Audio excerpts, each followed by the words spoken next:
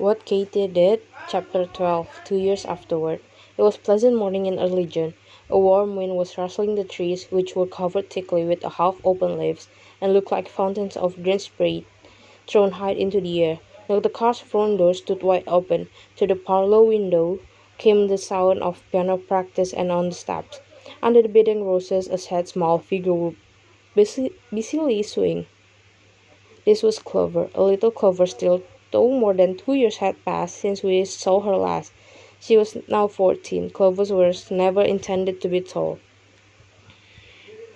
Her eyes were as blue and sweet as ever, and her apple blossom cheeks as pink, but the brown pigtails were pinned up into a round knot, and the childless face had gained almost womanly look.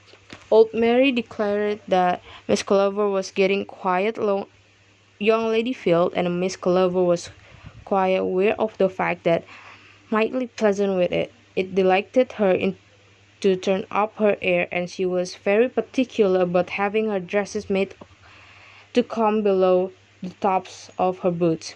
She had also left off ruffles and wore narrow collars instead, and the little cuffs with a sleeve button to fasten them. These sleeve buttons, which were a present from Cousin Helen, Clover will like the best of all her things. Papa said that he was sure she took them to the bed with her, but of course that was only a joke, though she certainly was never seen without them in daytime.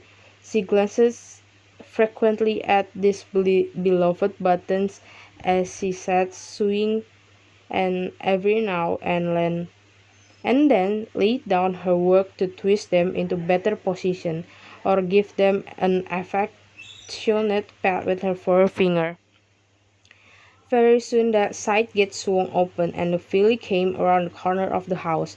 He had grown into a big boy, and all his pretty baby curls were cut off, and his frocks had given place to jacket and trousers.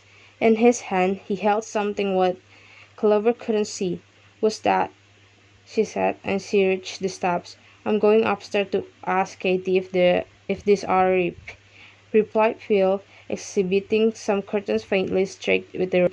"Why, of course they're not ripe," said Clover, putting one into her mouth. "Can you tell by the taste? They're as green as can be." "I don't care if Katy says they're ripe, I shall eat 'em," answered Phil, defiantly marching into the house. "What did Phil want?" asked Elsie. "Open the parlor door as Phil went upstairs. Only to know if the currants are ripe enough to eat. How particular he always is about asking now," said Elsie. "He's afraid of another dose of salt." "I should think he would be," replied Clover, laughing. "Junie says she never was so scared in her life as when Papa called them, and they looked up and saw him standing there with the bottle in one hand and a spoon in other." "Yes," on Elsie, "and you know Dory held his hand in his mouth for ever so long, and then went around the corner of the house and spat it out. Papa said he had a good mind to make him take another spoonful, but he remembered that after all Dory had the bad taste a great deal longer than others, so he didn't. I think it was a awful punishment, don't you?" "Yes, but it was a good one, for none of them have ever touched green gooseberries since." "Have you got through practicing? It doesn't seem like an hour yet." "Oh, it isn't. It's only 25 minutes, but Katy told me not to sit more than half an hour at a time without getting up and running round to task, and I'm going to walk twice down the gate and twice back. I promised her I would." And Elsie set off, clapping her hands briskly before and behind her as she walked. "Why, what is Bridget doing at Papa's rooms?" she asked, and she came back the second time, she flapping things out of the window. "Are the girls up there? I thought they were cleaning their room." "They're doing both." Katy said it was such a good change, having Papa away, then she would have both the carpets taken up at once. There isn't going to be any dinner today, only just bread and butter and milk and cold ham up in Katie's room because Debbie is helping too.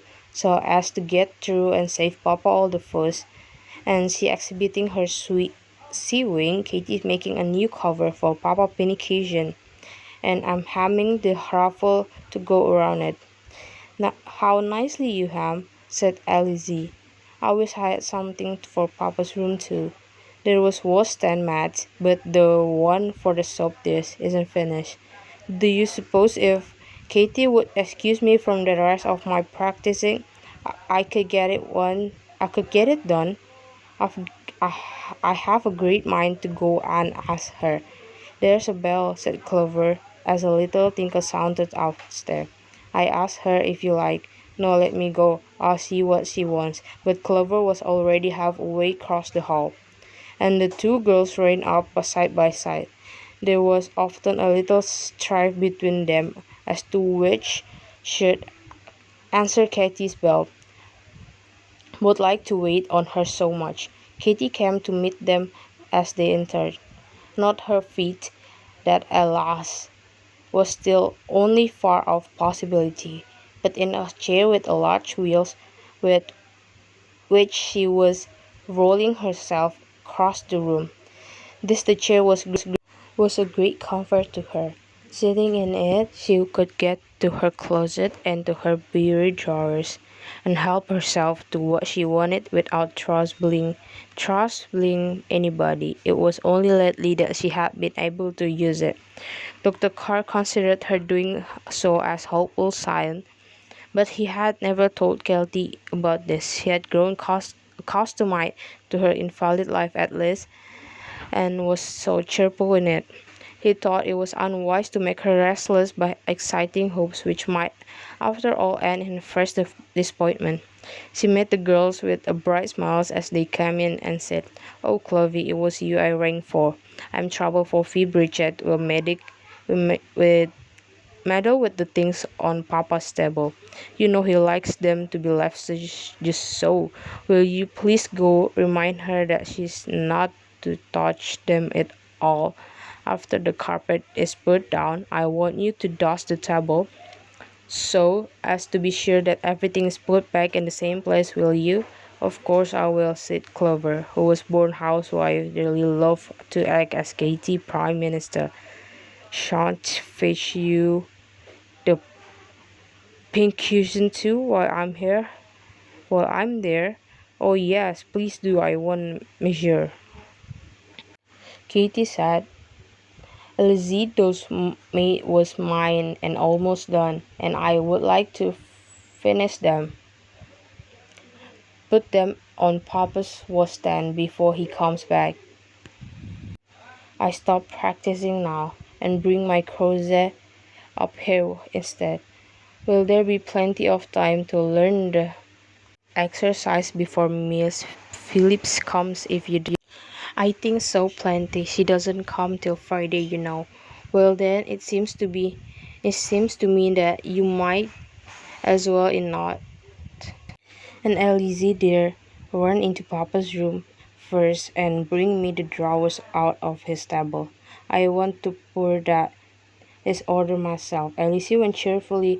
She set drawer across Katy's lap, and Katy began to dot and arrange. She comes pretty, and soon Clover joined them. "Here is the cushions," she said. "Now we'll have a nice quiet time by ourselves, won't we? I like the sort of day when nobody comes in interrupted us."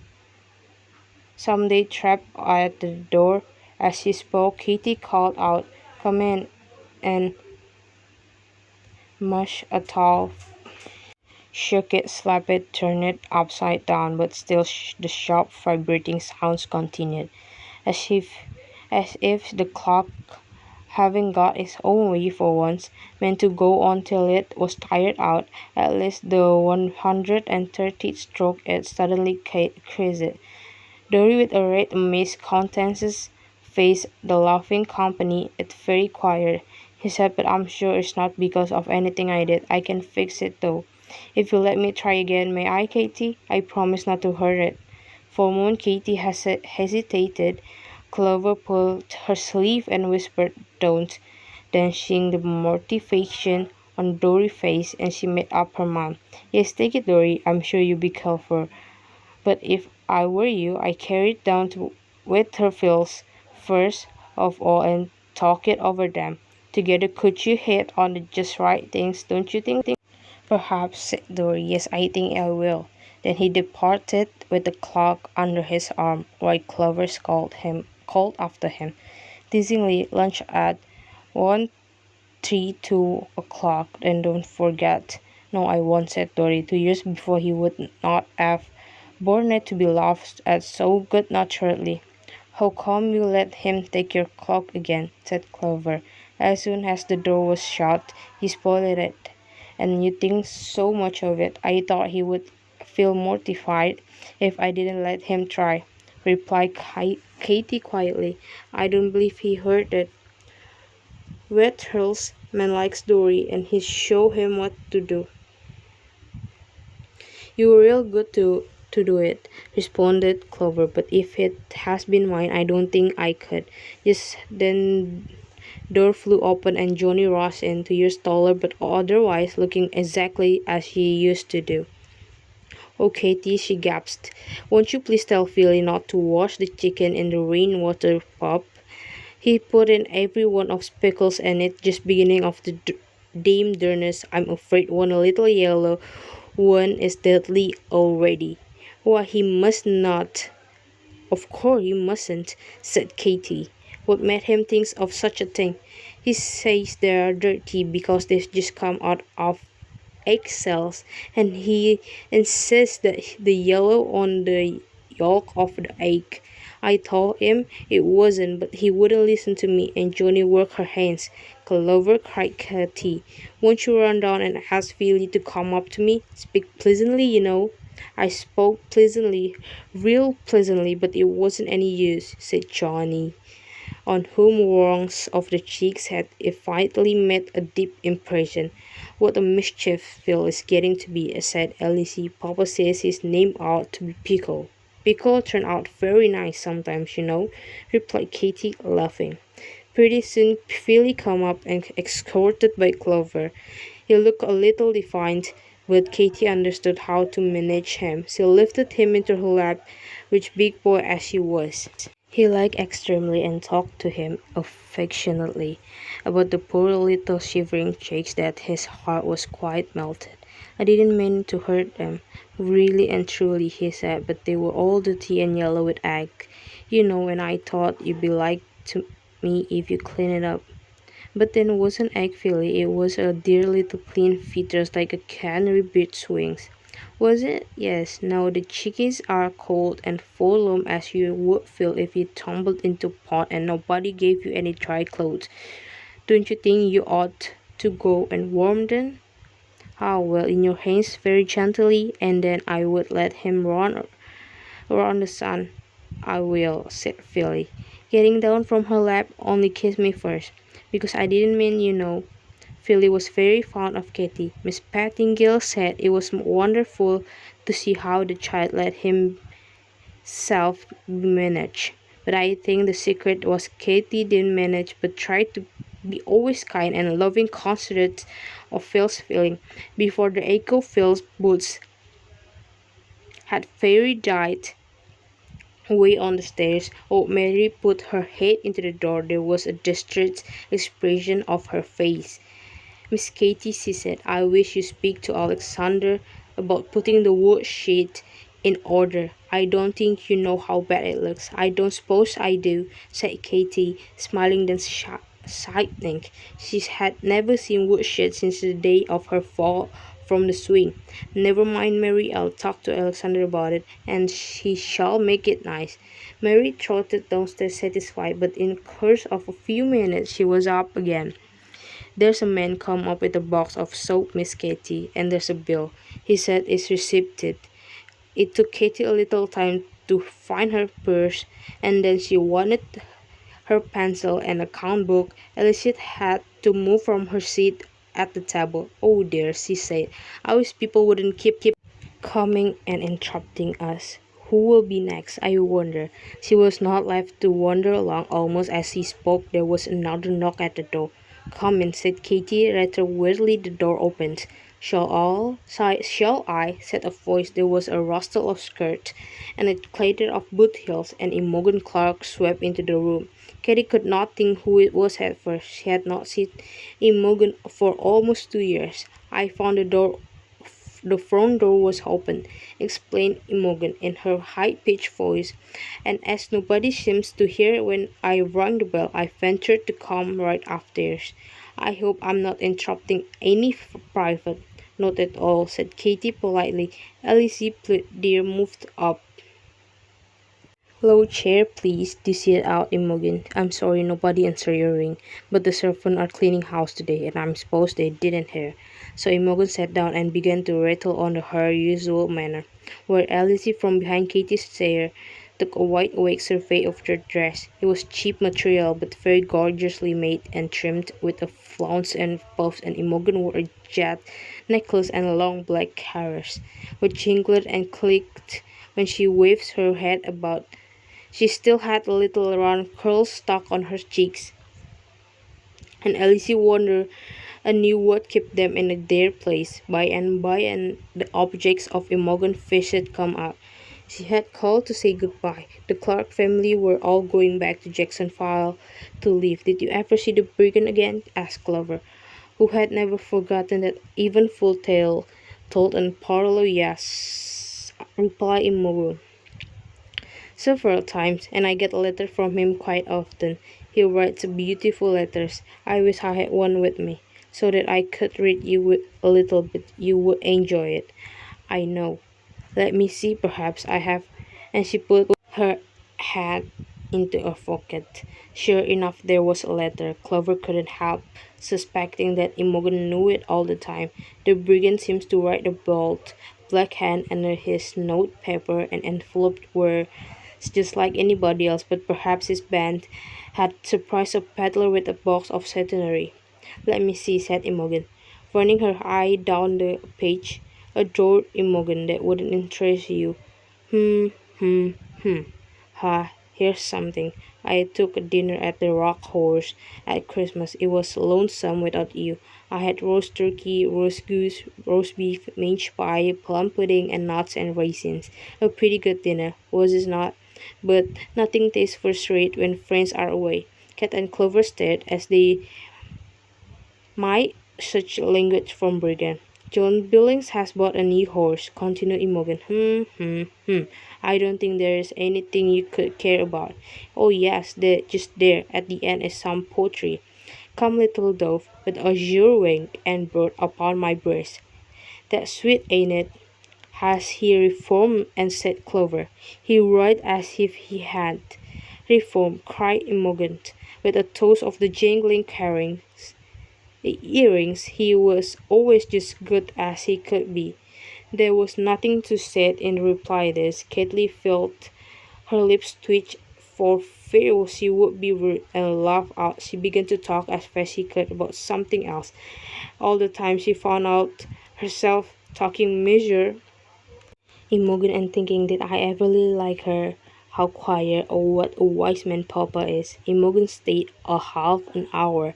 Then she took her leave. "She never asked how you were," cried Elsie indignantly. "I noticed she didn't not once." "Oh, well, I suppose she forgot. We were talking about her, not me," replied Katy. The little group settled down again their work. This time half an hour went without any more interruptions.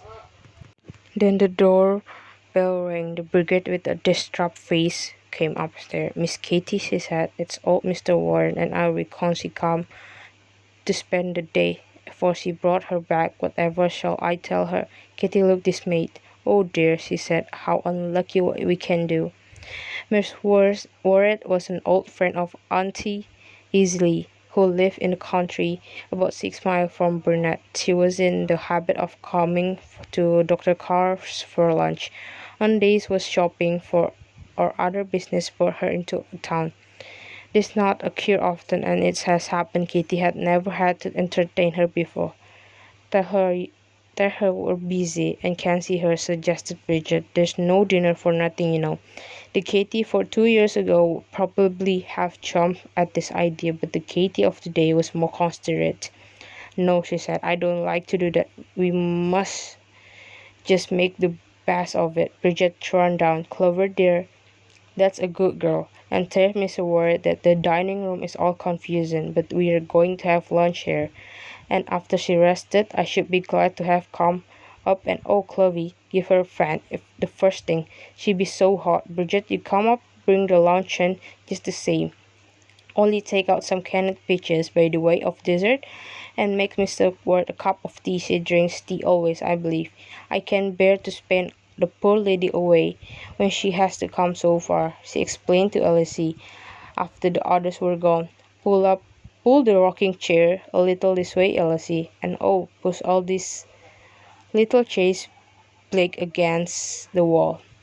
Mr. Ward broke down in the one the last time she was here. Don't you recall it? It took some time to cool Mr. Ward off. So nearly 20 minutes passed before heavy creaking step on the stair announced that the guest was on her way up. Elsie began to giggle. Mr. Ward always made her giggle. Katy had just time to give her a warning glance before the door opened. Mr. Ward was the most enormously fat person I've ever seen. Nobody dared to guess how much she weighed, but she looked as if it might 1,000 pounds. Her face was extremely red. In the coldest weather she appeared hot, and a mild day seemed absolutely ready to melt. Her bonnet strings were flying loose as she came, and in she fanted herself all the way across the room, which shook as she walked. Well, my dear, she said, as she plumped herself into the rocking chair, and how do you do? Very well, thank you, replied Katy, thinking that she never saw Mr. Ward look half so fat before, wondering how she was entertain her. How's your day, Pa? Inquired Mr. Ward. Katy answered politely and then asked after Miss Ward's own health. Well, I'm so to be around, was the reply, which had the effect of sending Elsie into a fit convulsive laughter behind Katy's chair. I had the business in the bank, continued the visitor, and I thought while I was about it, I stepped up to Miss Pettingill's and see if I couldn't get her to come and let out my black silk. It was made a long while ago, and I seems to have a ground daughter since then, for I can make the hooks and I met at all. But when I got there she was out, so I did my work for nothing. Do you know where she was sewing now? No, said Katy, feeling her chair shake, keeping her own contents with difficulty. She was here for 3 days last week to make Johnny's a school dress. But I haven't heard anything about her since Elsie, ran downstairs and asked Bridget to bring a glass of ice water for Miss Ward. She looks warm after a walk. Elsie, dreadfully ashamed, made a bolt from her room and hid herself in the hall closet to have her laugh out. She came back after a while with a perfectly straight face. Luncheon was brought up. Miss Ward made a good meal and seems to enjoy everything. She was so comfortable that she never stirred till 4 o'clock. How long that afternoon did seem to the poor girl sitting there and trying to think of something to say to their first visitor. At last Mr. Ward got out of her chair and prepared to depart. Well, she said, trying to her bonnet strings, I have a good rest and feel all better for it. Aren't some of you young folks coming out to see me one of these days? I'd like to have you first rate if you will.